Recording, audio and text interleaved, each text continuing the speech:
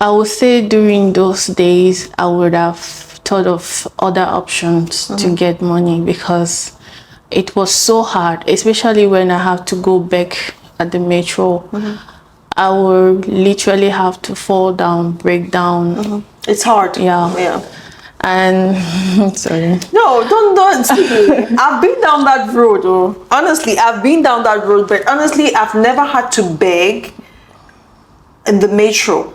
Honestly, but I've been because I'm someone it's not about pride, but sometimes I'll just say, I'll just sit here. Let me see what will happen. Okay, because there were days where there was a time when I had to go 6 days without food. 6 days without food. I had only tea leaves for 6 days, and then you can imagine that I was suffering from iron deficiency anemia at that time. My blood was 5, so you can imagine someone not eating. Someone with chronic iron deficiency anemia not having food for that long period of time. Yeah. So I was just like, God, I'm here. Anything you want to do, just do it. Okay, because I came to see the reason why some people will sell themselves, but my thought about life is, after going to sell yourself because you need food, then what? Yeah. That's if I want to do something now, then I'm asking, after this, then what? If you have to give me something, you want to, like the guy who was telling you, oh, you have to sleep with him before he gives you the job. After, if I sleep with you after the job, then what? That's it. Because that then what always comes, plays in my head. That's what makes me, I'm just like, no. So I'll pick up the chunks from the, the beatings and take my bath. I could not afford a thing. There was a day I got stalked in Dubai. I did not have transport fare. Oh my God. I slept in Union. You slept in Union? So without wasting time, I opened my boxes because I told you I came just with few pieces of dresses, and I start selling.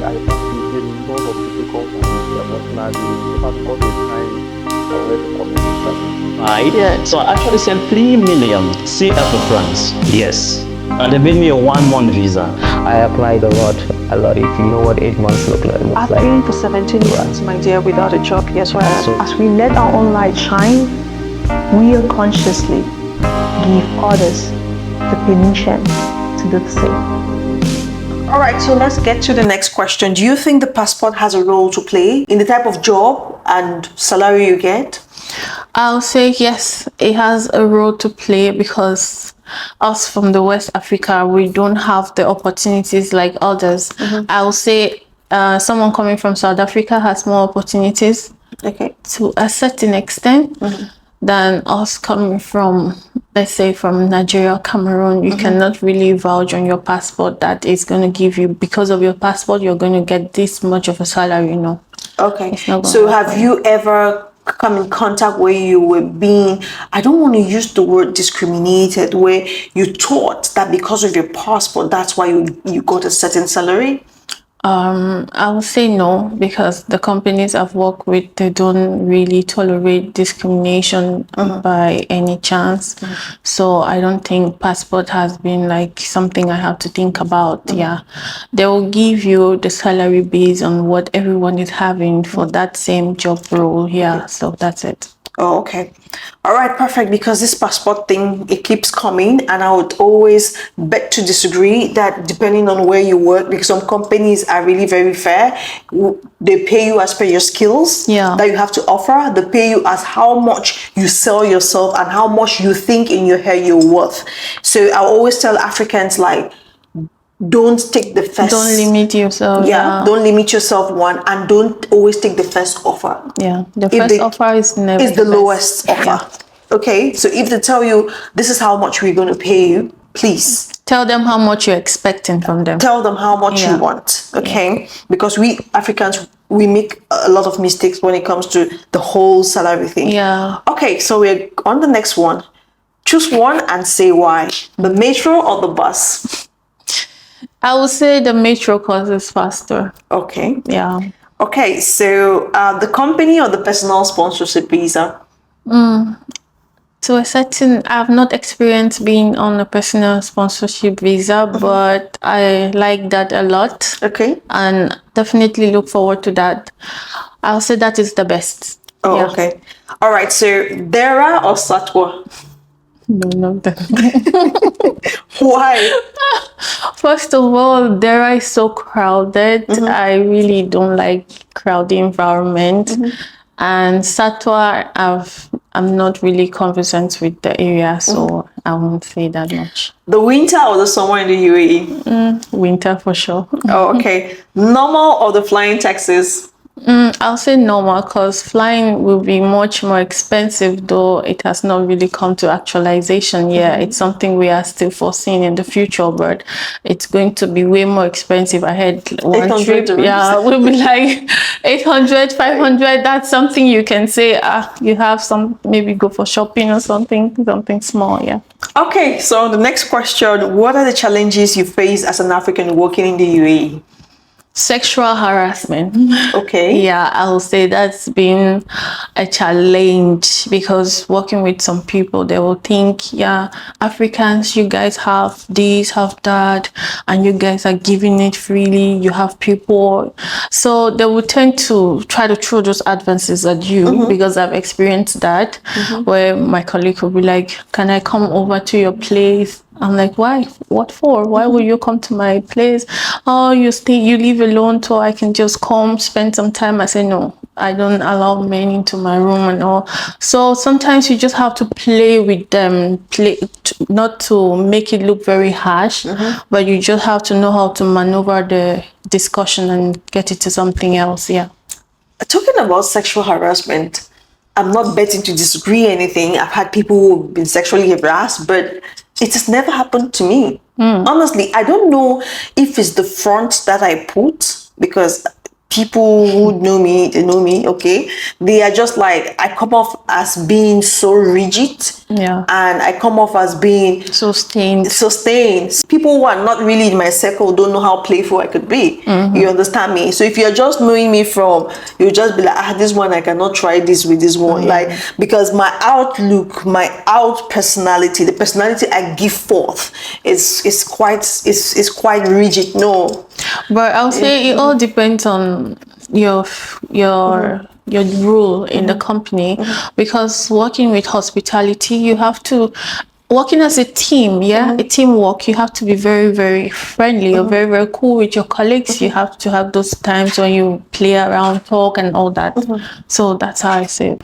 And you being so Spain at times will make others not very, very comfortable working with you, and it might be detrimental to your job. Oh, okay. Yeah. All right. So that's amazing. Would you say your journey to success would have been better if you went to other nations like the US, the UK? If no or yes, explain why. I would say US, yes, because of the advantages that comes with it. I would say for sure, I have tried the UK line before, but then I came to realize that UAE is more preferable than UK, because the living standard in UK is way more expensive than here. So moving over to the UK will be like a senseless decision. Yeah. Okay, so with the series of experiences you've had, would you say the UAE has shaped you or given you any opportunity? I would say yes, the UAE has shaped me in so many ways. Okay. Like to be patient. I think, yeah, you have to be, I've grown to not have to take drastic decisions. You have to be very cautious with whatever you do. And it has given me a lot of experience. With coming here, I had to be able to achieve some certain things I couldn't achieve if I was still back home. Yeah. Oh, okay. So what kind of opportunities, when you say, is it like broad, or what kind of opportunities in particular? I would say the opportunity I've gotten here is, I would say, financially stability, like financially stable, and to be able to render more help to other people that are back home that don't have the opportunity to travel here, and me helping out or giving an opportunity to others as well. It's what I've always loved to do. So that is what I think the UAE has given me, that platform to be of help to others as well. So that's how I say. Okay, so let's talk about saving, right? So is it because you know for sure that people from your country, they complain a lot about, oh, the salaries are not enough, we can't really save. So is it easy to save in Dubai or in the UAE? I would say it's not an easy thing. First of all, if you have to save here, you have the tendency to go back to the money which you have saved and used, because of how expensive or how you have condition or place yourself in life. So I see that saving here, it's not easy, but you just have to be determined to do so. And also, if you say you have to save in the let's say DIB Bank or First Abu Dhabi Bank, it's not advisable. You will need to send the money back home where you don't have to have much access to it, than here where you have to, okay, in the next few minutes you just have to go to it. So it will leave you in the position to save more if you have to save back home. That's how I said. Okay, so you're saying saving back home is better than saving here? Yes. Oh, okay, perfect. So if given the opportunity, which city would you prefer to live in, Dubai or Abu Dhabi? I have never been to Abu Dhabi. I have been there once for something very short and back to Dubai. I will not say I have been in the city of Abu Dhabi, but I've heard so much about it, how beautiful and how affordable the houses are. I would love to try, but for now I prefer Dubai. Okay, perfect. So what yardsticks of success did you use to get to where you are at the moment? I would say there's nothing except putting God first in everything. Okay. There's nothing like what you need except God in the UAE. Okay. You have to put God first. You have to be determined. You have to be a strong-willed person. Like nothing should deviate your mind from whatever you have vision yourself to be tomorrow. Okay. Yeah. With the experiences you've had, you get into the bus stops or the metro stops asking help from people to fuel your bus card. Would you advise someone to come over to the UAE? Yes, I will definitely advise everyone to try the UAE, regardless of what people back there are saying. They have no idea what is out here. This is like a starting stone. Like everyone need a base. I'll see Dubai as a base for everyone where you can start and get to wherever you would like to be in life, because without that, you keep whining. And time keeps going by and by, yeah. Okay, so I would love you to describe the UAE in 3 words. In 3 words, I would say the UAE it's a place of ambition. It's a country of opportunities. Like I said, it's a base. And it gives you a lot of experience. Yeah, that's the 3 words I'll say for UAE. You have the experience, you have the opportunity, and you have a starting stone where you can start everything. Okay, perfect. So let's see if the UAE has gone through you. Okay, can you give 3 words in Arabic and translate to English language, please? So I will say this first one, which I think it should be the most common of all. Even if you're first time in the UAE, you should know Abu Abu Tuklak. Doors closing, yeah. Yeah, that's the first. That's one of the first Arabic words you hear. Everyone who learn in the UAE, yeah. So if you've been here and you've not heard of this, if anyone says to you, okay, I've been to the UAE and does not know about this word, then he or she hasn't been here. Okay. So the second word I will say is Alhamdulillah, like all the glory to Allah. God, yeah. And the third one I'll say is like my colleagues will usually say tag, like come. Okay. Yeah. All right. So UAE is actually going through you. Huh? Yeah. Okay. So what advice would you give people struggling in the UAE, especially those from the African descent? First thing I'll say is erase the mentality of saying okay, the Africans are limited. We are not limited. You are limited in your mindset. That's why I say it, because if you keep saying Africans don't have jobs because of this or that, based on what others are telling you, you will lose that opportunity that is meant for you. So Africans should always remove this mind of racism. There's nothing like racism here in the UAE, because I believe the government of UAE has every means of eradicating that. They make sure it doesn't occur by any chance. So I want to encourage you to not relent. Keep focus, keep going. You're going to get there and you hit it really hard. Yeah. All right, so you've heard her. That's some really, because see, sometimes we, especially the Western ones, Africans, okay, every slightest thing, racism, I'm just like, please, I beg now, give them a break. There's nothing like that. Yeah, because even if there is, don't put it like at the forefront, because we've seen people who, even they'll have an interview and they fail to even to go for the interview because they say, I'm African now. Always trying to play the race card. Yeah. Of that's why I don't have this job, or that's why no. You're not fit for the job. No, I'll tell you for facts that I've been for interviews as an African lady and I was an A-list candidate for the job and I was given the job. So I'll always put it through to people. Don't limit all those small limiting beliefs. Oh, the passport here. Oh, the this here. Because the truth is, there are still some people having those passports and some companies will not take them if they don't have the skill. Yeah. I've been in for interviews with British people and I was given the job before. The British person did not get a job if you don't have the skill, if you don't have the experience you're looking for. So don't let those thoughts your judgment and your mind that will make you don't see the beauty of the place. All you do is just complain from morning to night. And all, Okay, so let's get to the last one. Can you give a word of appreciation to the rulers of the United Arab Emirates?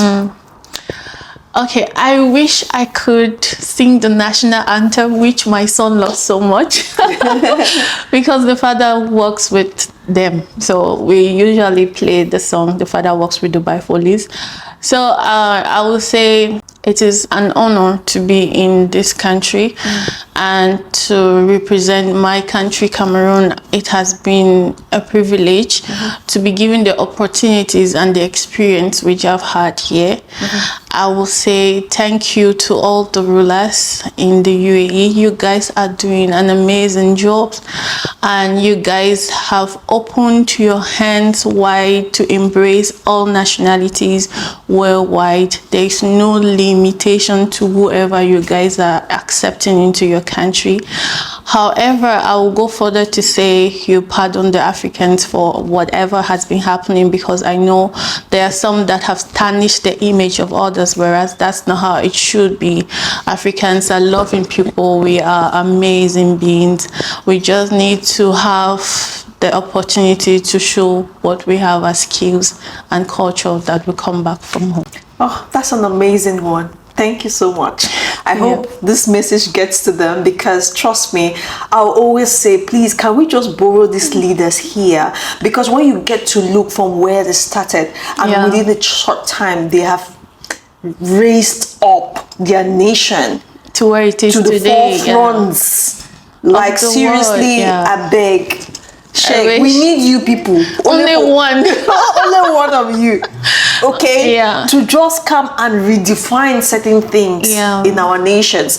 Because truly, these people are visionaries. I will not tell a lie. So I say, sometimes we Africans, we take for granted everything. I don't know if it's because the opportunities as well. We take for granted every little thing. Just for the fact, I was telling a friend that I'm not waiting to be a Dangote right, to give these people praises, just for the fact that when you see from where they are coming from and where they are at right now, I will give them praises because it's not easy. If it's easy, do it. If it's easy, let our own leaders do it. And I was saying again that, trust me, it's not just for the security that I have here, I will give this press praises. It's so secured, like. And I also said, I was in my home country, I didn't have anything to do. I came here, I've been given the positions I handle, the people, my previous job, I used to train people. The people I train, my country will never give me that in any capacity. If I'm not the son of someone or the someone's son, I will not have it. But this is the opportunity that UAE gave me, and for that I'm really very grateful. I will not take it for granted, honestly. So that goes back to you, my African brothers and sisters. Don't take your lives in this country for granted. Honestly, they are doing an amazing job. Even if you don't have the funds now, but at least don't take the security for granted, honestly, because some places have the millions, you see it, but you'll never be secured. But here, your life comes first, okay? So, guys, we come to the end of this beautiful episode with Miss Hanies Kelly. I don't know if I had the pronunciation correctly. Hanies, okay, so it was an amazing one. It was a very touching one. She's been through her ups, she's been through her downs, she's been through her ups, and she held God to his clock. Okay, let me put it like how it's written in the Bible, and he came through for her. So thank you so much for giving ears to her wonderful story, and I hope and I pray that life is going to happen for you who is watching me immensely. If you're in the UAE watching me, hold on to hope, put your trust in God, and definitely he's going to smile on you. Okay, don't lose hope, and you just have to stay tuned to my channel because I will bring you amazing stories and also juicier hot topics that you're going to laugh out your lungs. Okay, stay blessed and stay tuned. All right, thank you. Bye bye for now. Bye bye.